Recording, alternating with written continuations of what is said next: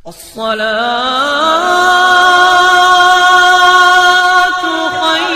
مل کر اس کو جہنمی نہیں بنا سکتے. اتنا یاد رکھو میری قوم کے جوانوں، اللہ کا فیصلہ ہے. اللہ اکبر.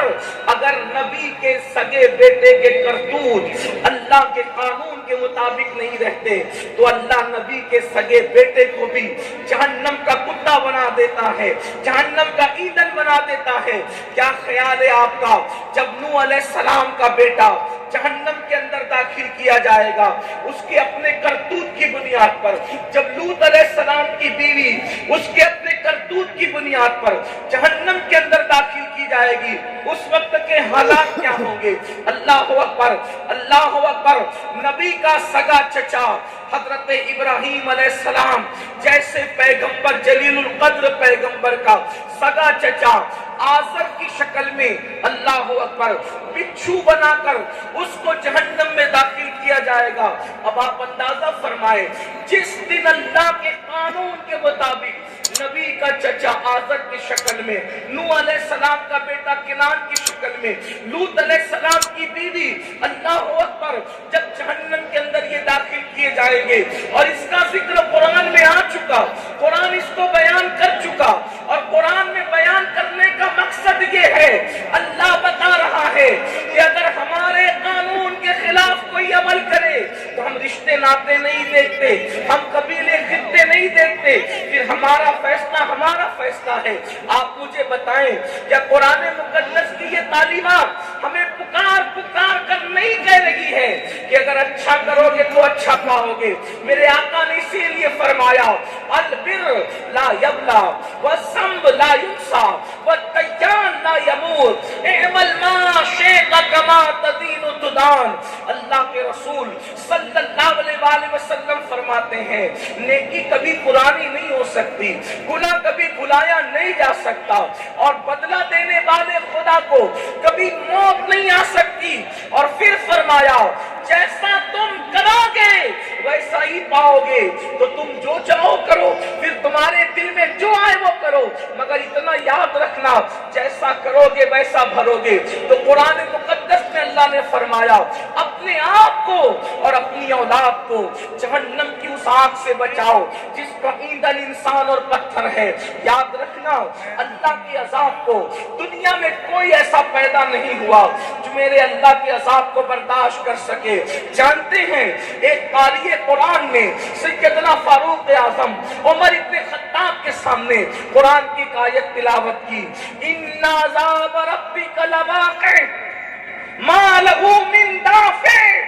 بے شک تیرے رب کا عذاب واقع ہو کر کے رہے گا، بے شک تیرے رب کا عذاب واقع ہو کر کے رہے گا.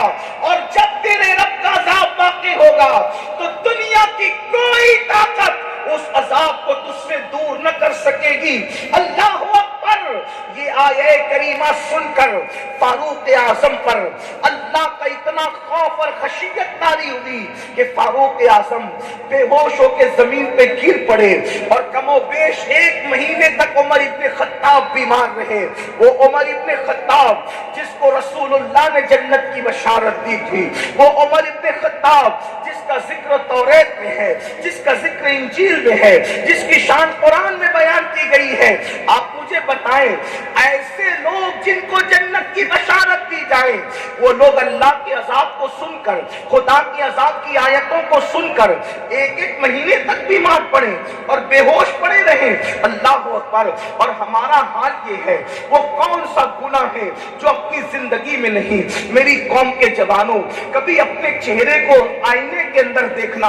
اتنا خوبصورت چہرہ، اتنا حسین چہرہ اور اتنا نازک سا وجود جب یہ جہنم کے اندر گناہوں کی وجہ سے ڈالا جائے گا تو افسوس، کیا یہ ہمارا وجود اللہ اکبر خدا کے عذاب کو برداشت کر سکے گا؟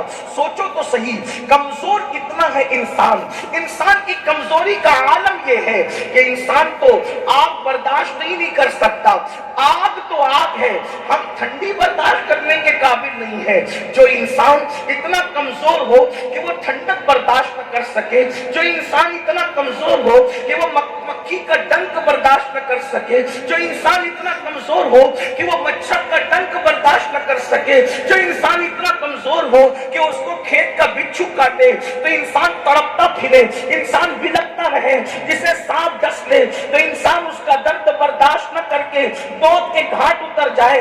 अल्लाह अकबर। जब दुनिया के इन हकीर से छोटे छोटे जानवर और कीड़े मकोड़ों की तकलीफ हम बर्दाश्त नहीं कर सकते तो कहां वो जहन्नम का अजाब है।